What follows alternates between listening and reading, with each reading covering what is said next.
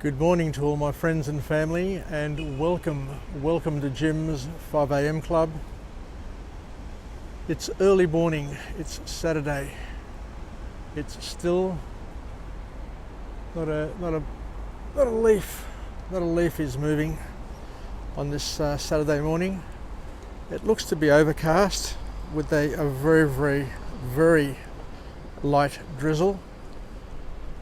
So what we'll do is we'll go on a walk and talk and go through a book summary.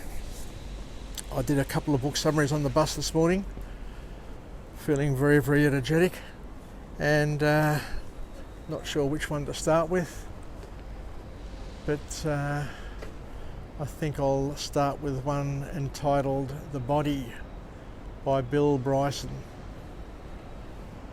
So let's go on a walk and talk. And The Body is a book which talks about the wonder, the absolute wonder of the human body,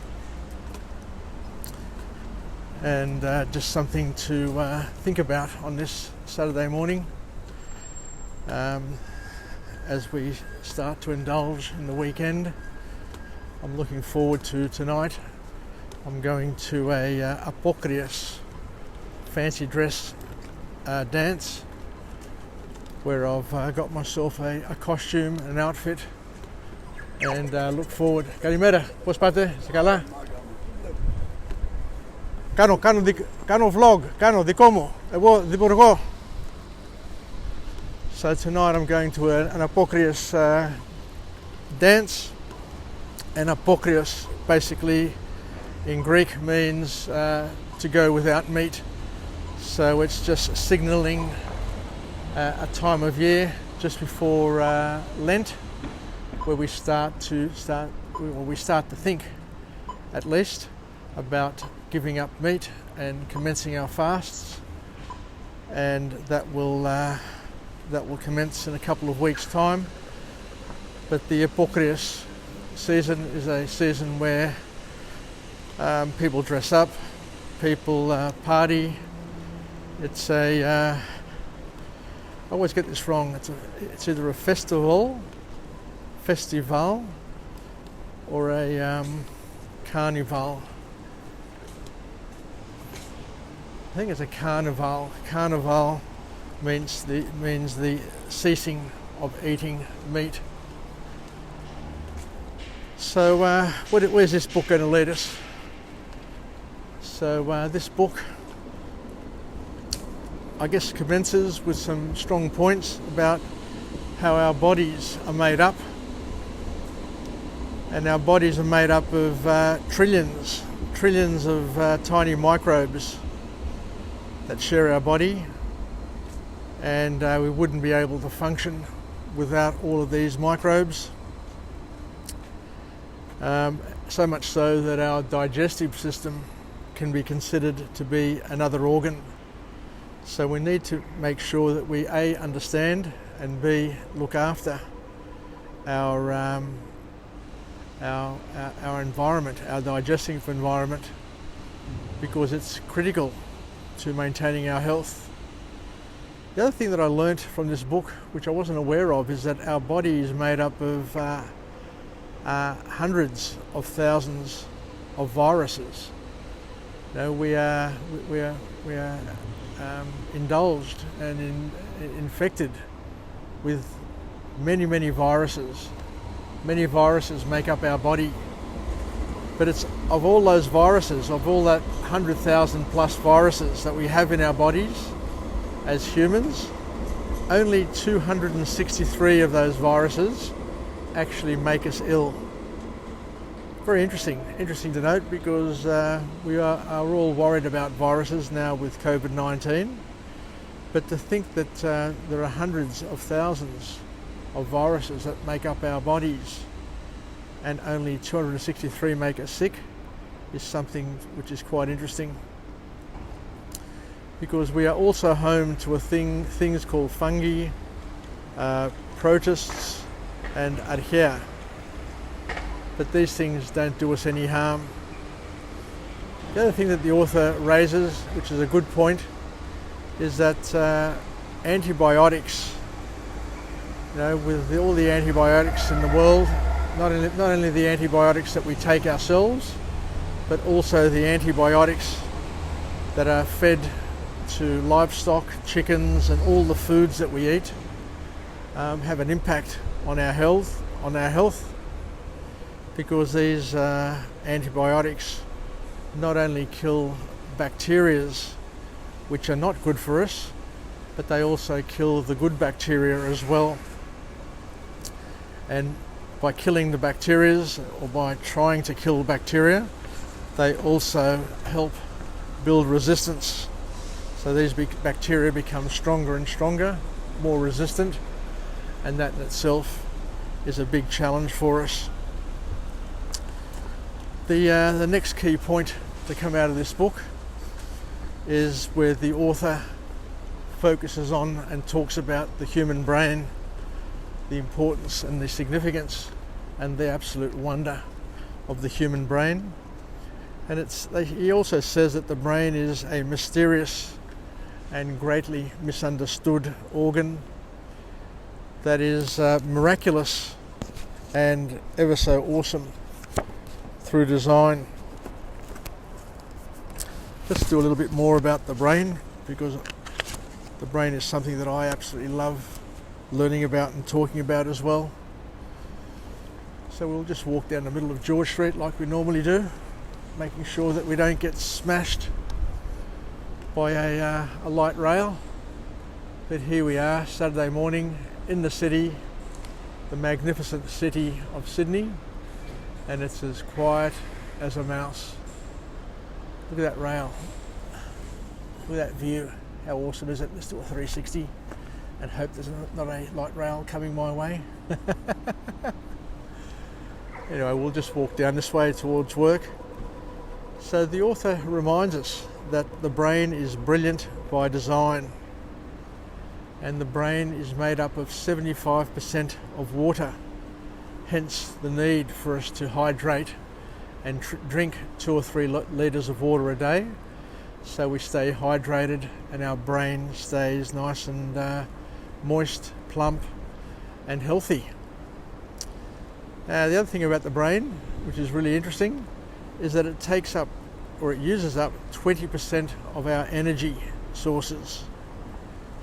But the author also mentions that it's really efficient as well, and it only needs as many calories as are in a muffin to function every day.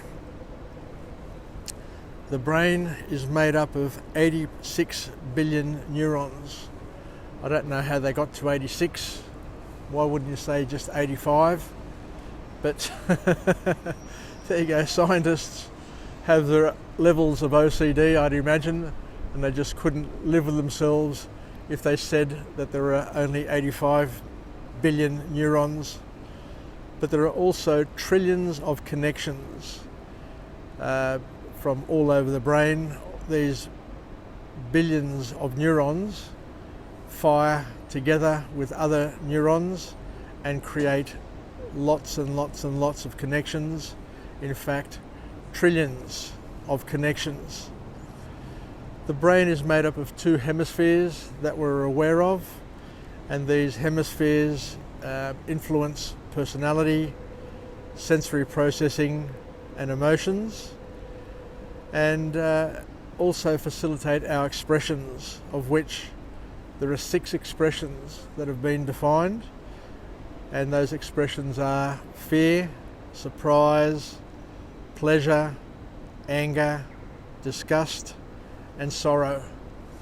A lot of those we tend to express on a daily basis for many of us, but it's interesting to understand that there are 6 expressions, and those expressions help us express our humanity and our personality. So what else can we learn from this wonderful book? I guess the other key learning is as humans we are always under threat of disease, and we'll just talk about that now that we can. So in terms of disease, I was really impressed, and I guess a bit shocked to find out that in the 20th century, smallpox took over 500,000 lives. 500,000 people died of smallpox in the 20th century, which is an absolute worry, because we've got COVID-19, which is currently top of mind, which has killed, 1 million or 2 million people. But we've had in the past diseases which have killed 500 million people, which is hard to contemplate and just an absolute shocker. So on that topic of disease and communicable diseases, communicable diseases, it's interesting to note, and once again it's good to put things into perspective, that in 2011 the world crossed an important threshold, and that threshold was that non-communicable diseases were greater than communicable diseases, which means that lifestyle diseases such as cancer, heart disease, diabetes outstripped the communicable diseases.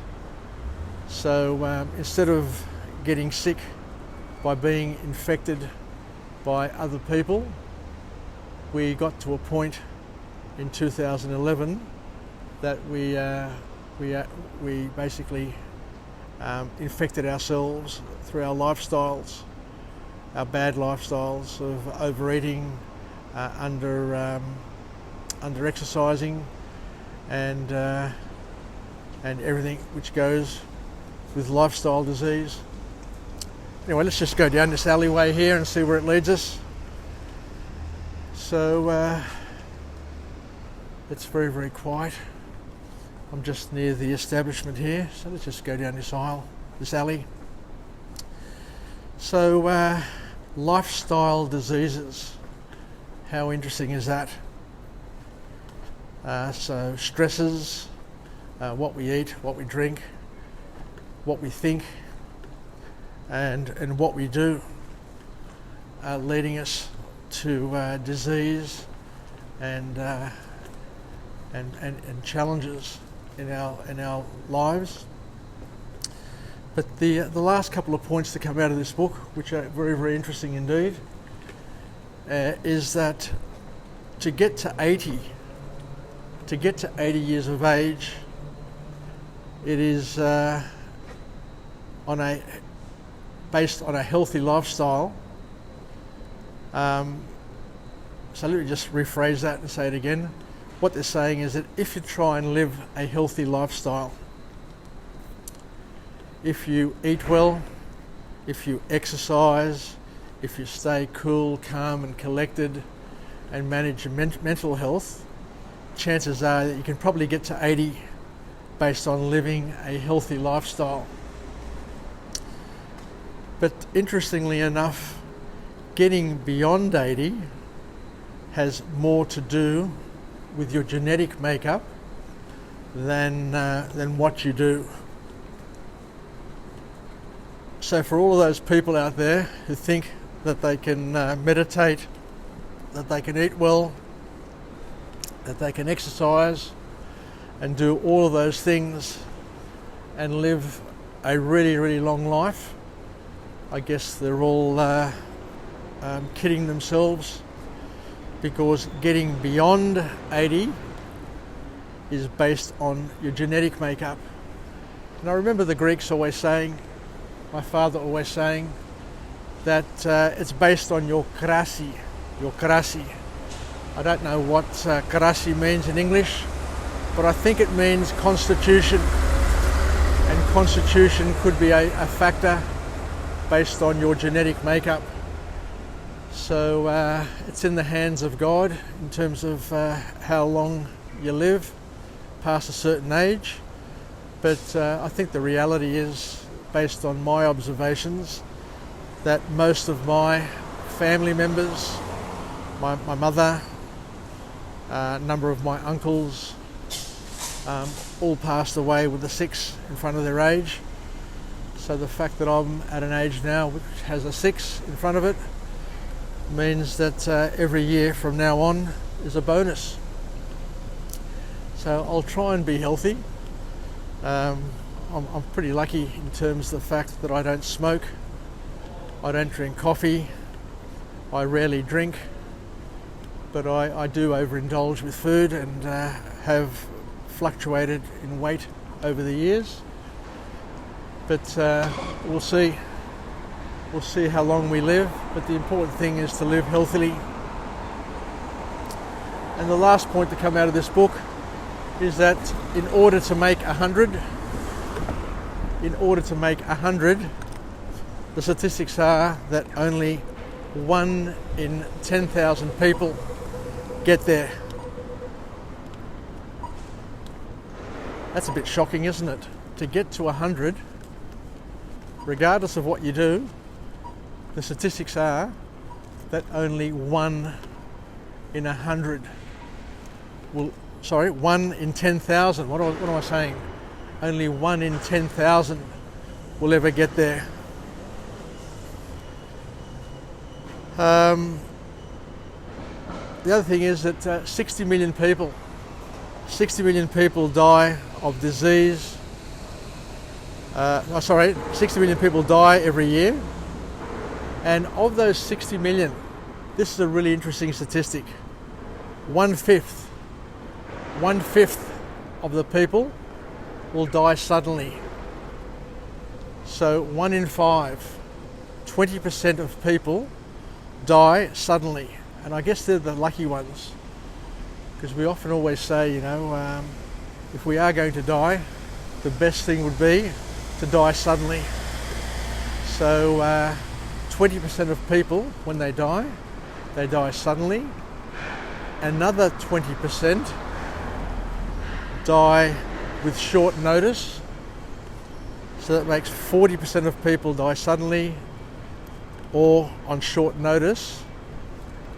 And the other 60%, so the majority of people die gradually through a level of pain and suffering, which is once again another concern, another challenge, a mental challenge that we need to face and I don't know, try and get through.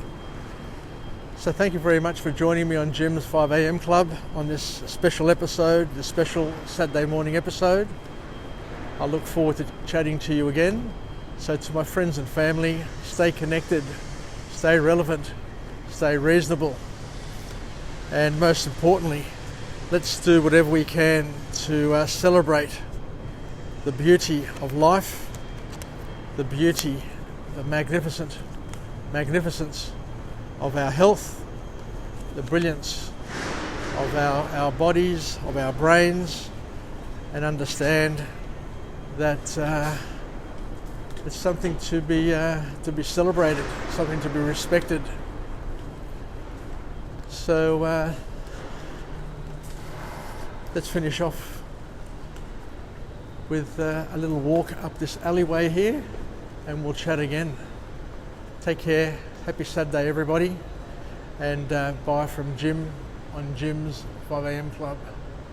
Yassas, take care, and until we chat again, bye for now, and I'll come to you later on with another 5am Club. Hopefully, God willing. Bye for now.